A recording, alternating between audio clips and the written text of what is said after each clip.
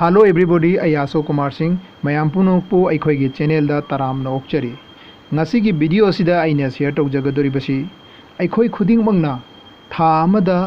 income कयाम दरकार ओइबा अदुगा आइगी status का Chanana आइगी इमुंग मनुंगबु चलाइनाबा होनबदा कयाम यामबा income दरकार ओइबा अदुगा ओइरिबा इनकम अदु मतौ करम तौरगा अखोई इनकम अदु फंगनाबा होनगदगे अदुगा फंगनाबा होनबदा करी करी दरकार ओइबा अमदी कया यामना वाबा अदुगा करमना लाइना फंगबा याबगे हाइबदुगी मतांगदा वीडियो से शेयर तौजबनी वीडियो सिदा ड्रामा अमदी जोक अमत्ता याउदे हाइबदी वीडियो सिदा ओनली यूजफुल टिप्स कानाबा ngaktane aina वीडियो से मयामदा शेयर तौजगदरबसी मयाम वीडियो से हौजी हौरसी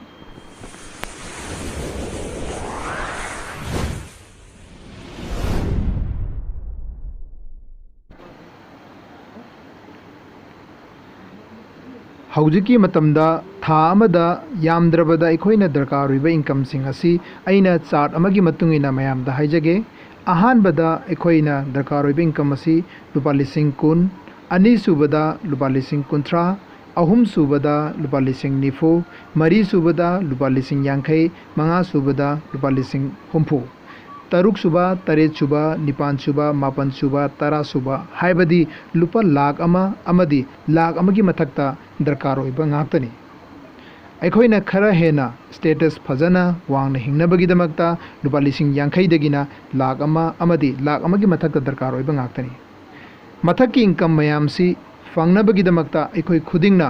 डिग्री अमा लौबा अमदी यामना कन्ना होनबा अमा दरकार लै अदुगा लोइनना अचौबा अमाउंट खरा एक्सपेंड तौबा क्रश तौबा अमदी चाउना सपोर्ट तौबा अमदी गाइड लौबा दरकार ओइगनी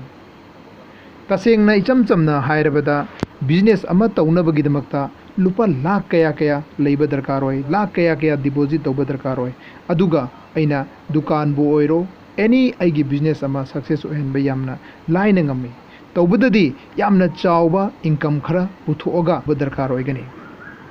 अनि सुबदा गवर्नमेंट जॉब ओइना तौरगस लुपा लाख कया अमदी अचौबा डिग्री कया अमदी लारिक लाइसु यामना हाइबा दरकार ओइबा ngaktani मसिगिदमक्ता हाइरिबसिंग असि ओइनबगिदमक्ता मतम कया पैसा कया मतम पुंबा रेगुलर ओइना थबक तौबा ताबा अमदी मतम पुंबा मतम सांगना आइगी इसाने इसाबु थबक अमा तौरग उतपा दरकार ओइ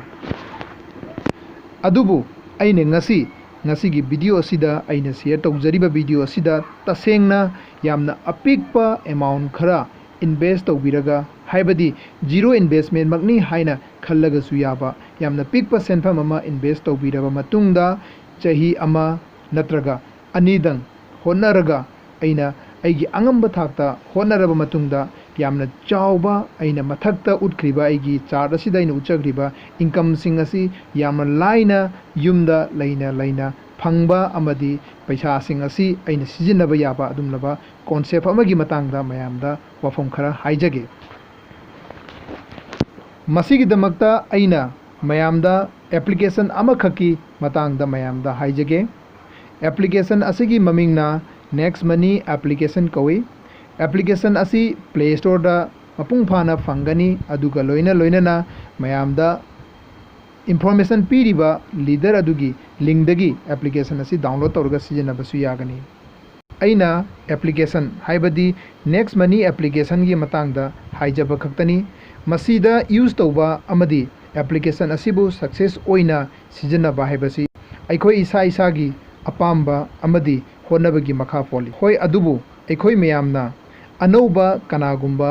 होना निंगबा अमदी कनागुम्बना इसागी स्टेटस पु सक्सेस ओहनबा पाम्बिबा तारगदी हाइरिबा असिदा अखोई पुमना सपोर्ट तौबा अमदी गाइड तौबा यामना लाइना ngamgani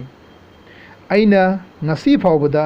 नेक्स्ट मनी दगी कानाबा अमदी मसिदगी फंगलिबा खुदोंचाबसिंग अदु मयामदा लाइव अगी एप्लीकेशन असी ओपन तौरगा मयामदा शेयर तौजगे हाइबदी अइना ngasi था मापन अमदी तरा फावबगी मनुंगदा अइना यामना चाउना नेक्स्ट मनीना अगी लाइफ चेंज तौहनबा अमदी यामना चाउबा खुदोंचाबा असी पीबगा लोइना यामना चाउबा टीम अमा फंगदुना टीमदगी नुंसीबा अमदी टीम मयाम पुना होन्नमिनरगा कानाबा फंगबा अदुगा अचौबा लीडर अमा गी मगुल चेलहनबा अदुमदबा एप्लीकेशन असिगी मतांगदा मयामदा यामना सेंगबा आइगी एप्लीकेशन बु ओपन तौरगा कानाबसिंग अमदी मसिना एंगोंदा ओइरक्लिबा आइगी लाइफ तो चेंज तौरको मयाम अदु मयामदा हाइजगे हौजिक मयामदा आई इसागी एप्लीकेशन असी ओपन तौजरगे ओपन ता आइगी मोबाइल दा इंस्टॉल तौरगा लेरिबा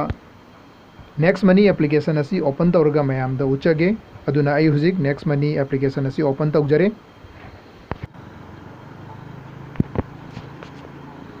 हौजिक मयामना आइगी एप्लीकेशन असी ओपन तौरगा लेबसी मयामना उरे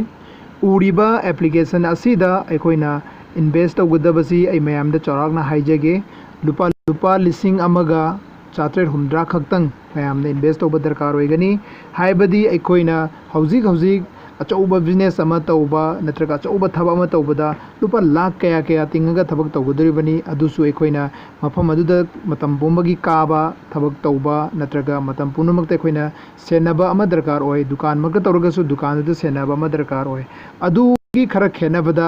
आइगी लाइफ स्टाइल दा खरा कोमना अमदी यामना मपुंग फाबा फजबा ड्रेस अमा सेलगा अदुगा यामना फजबा मोंगदा अइना अपाम्बा अदु मयामदा शेयर तौबिरगा यामना चाउना इनकम तानबा याबा एप्लीकेशन नेक्स्ट मनी नि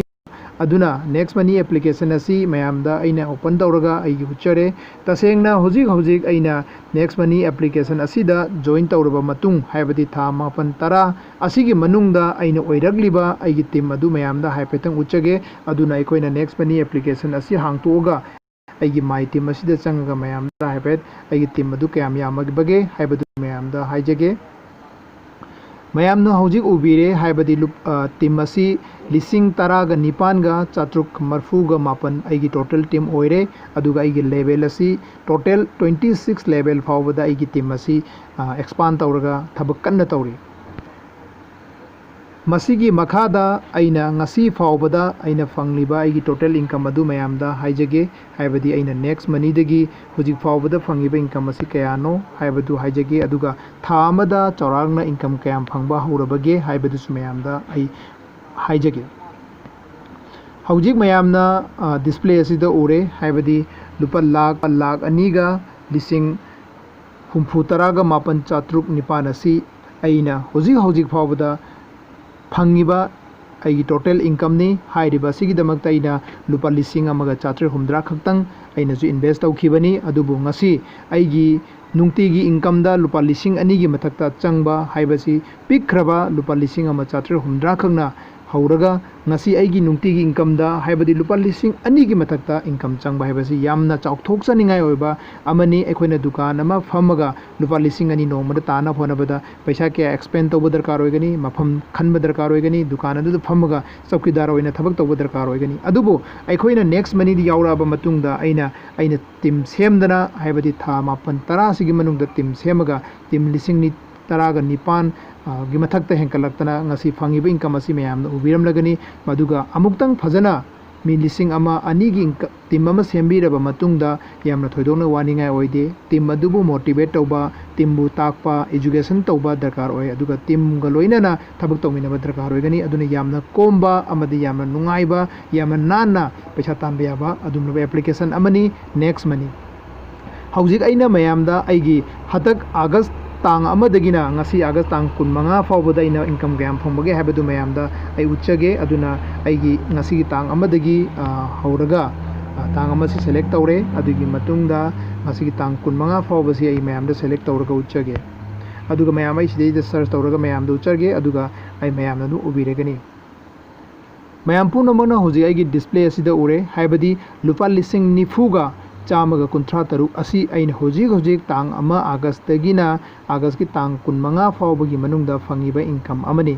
अदुगा हौजिक ngasi तांग 15 नि हाबदी तांग 38 फावबदा नुमित तरुकनी वाले नुमित तरुकनी असीगी मनुंगदा लुपा लिसिंग 10 नत्रगा लिसिंग 10 की मथक्ता फंगनी हाइना थाजबा लई अदुना यामद्रबदा लुपा लिसिंग 50 था अमदा फंगबा हाइबसे यामना चाउथोकचनिंगाय ओइबा अदुगा यामना पिकपा लुपा लिसिंग अमा 460 खक्तंग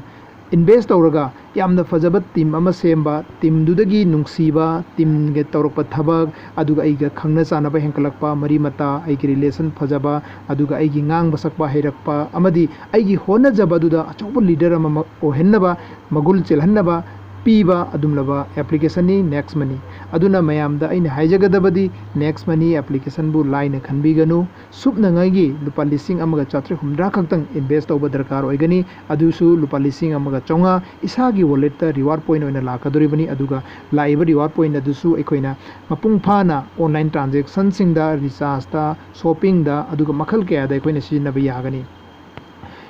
अदुना अइना मयामदा हाइजगदबदी नेक्स्ट मनी एप्लीकेशन बु लाइन खनबीगनु अदुगा मयामदा इन्फॉर्मेशन पीरिबा लीडर अदुना मयामदा इन्फॉर्मेशन पीरिबा लीडर अदुगी मखादा नत्रगा प्ले स्टोर दा चंगबीरगा नेक्स्ट मनी एप्लीकेशन बु डाउनलोड तौबियु डाउनलोड तौबा लोइरबा मतुंगदा कनागुमना इन्फॉर्मेशन पीबीबा तारगदी इन्फॉर्मेशन पीरिबा लीडर अदुगी रिफर कोड सिजनबीरगा एप्लीकेशन असी साइन अप तौबियु अदुगा एप्लीकेशन असी बु सिजनबियु अदुगा कनागुमना रिफर कोड फंगदबा तारगदी आई इसाग रिफर कोड असी सिजनबीरगा जॉइन तौबसु यागनी रिफर कोड अदुदी रीना REENA 1987 मेनबीरगसु यारे नत्रगा रोशन 123 हाइबदी PRIYAROSHAN 123 बु सिजनबीरगा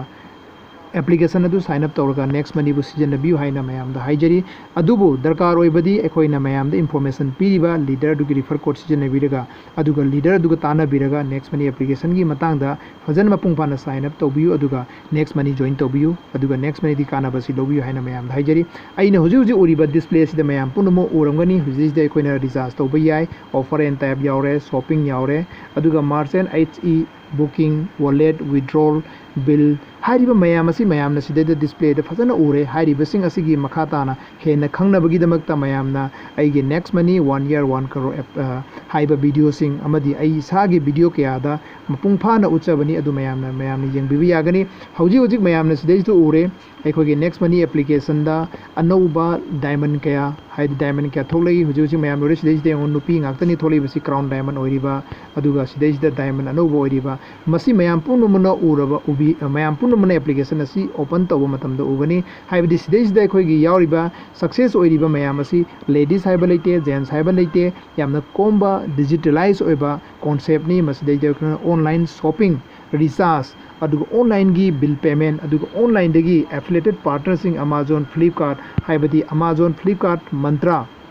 अखोगी हुजिक हुजिक इंडिया मनुंग सिजिनरिबा एफिलिएटेड पार्टनरसिंग दगी अखोइना पैसा सि यामना लाइन फंगबि याय हुजिक मयाम उरे अमेजन फ्लिपकार्ट अदुगा सिदैसदा vehicle health insurance ना सिंगबा अदु मतुंगदा अखोइना सिदैसदा पान कार्ड ना सिंगबा सेमबा याय अदुगा अखोइना तौरिबा थबक खुदिंगमक्तो यामना लाइना हाइरिबा एप्लीकेशन मयाम असिगी मनुंगदा लोइना फंगबा ngakतनी अदुना मयाम पुनमंगना नेक्स्ट मनी एप्लीकेशन बु सिजनबियु साइन अप तौबियु अदुगा आइना मथक्ता पिजरिबा चार्ट हाइबदी थामदा लुपा लिसिंग कुन थामदा लुपा लिसिंग कुंथ्रा थामदा लिसिंग निफु लिसिंग यांखै लिसिंग उमफु लुपा लाख अमा अमदी लाख अमगी मथक्ता याम लाइना तानबा यागने आइना था मापन तरा सिगी मनुंगदा थामदा लुपा लिसिंग यांखै गी मथक्ता फंगबा अदुगा पुन्ना लुपा लाख अहुंगी मया हाइबदी थाम मापन तरा सिगी मनुंगदा 2,79,000 तान बाहेबसी यामना चौथोकचनिंगाय ओबनी था हुमरी आइसु इनकम लेरम नते अदु मथंग मथंग यामना चावब टीम अमा ओइरक्तना यामना कानबसी फंगी अदुना मयाम पुनमंगना चही अमा नत्रग अनि दंगदी होनबियु हाइना मयाम दा हाइजगे अदुसु यामना पिकपा लुपा लिसिंग अमगा चात्रे हुमद्रा खक्तंग इन्वेस्ट तौरगा मसिदगी कानागदरबनी हाइरिब इन्वेस्ट तौबसिदसु लुपा लिसिंग अमा चौंगादी मयाम दा लाखदरबनी मयाम पुनमना वीडियो सि खरा सांगरे मसिगी दमत वारो बिरोय हाइबदी वीडियो सि सांगदबा यादबना सांगदोखरे अदुना मयाम पुनमंगना वीडियो सि फजना येंगबिबगा लोइना कानाबसी लौबियु नेक्स्ट मनी दा जॉइन तौना होनबियु अदुगा लीडरसिंग दा कांटेक्ट तौबिरगा नत्रग आई सागी मोबाइल नंबर 9402068035 दा कांटेक्ट तौबिरगा मयाम पुनमना कानाबसी लौबियु हाइना हाइजरी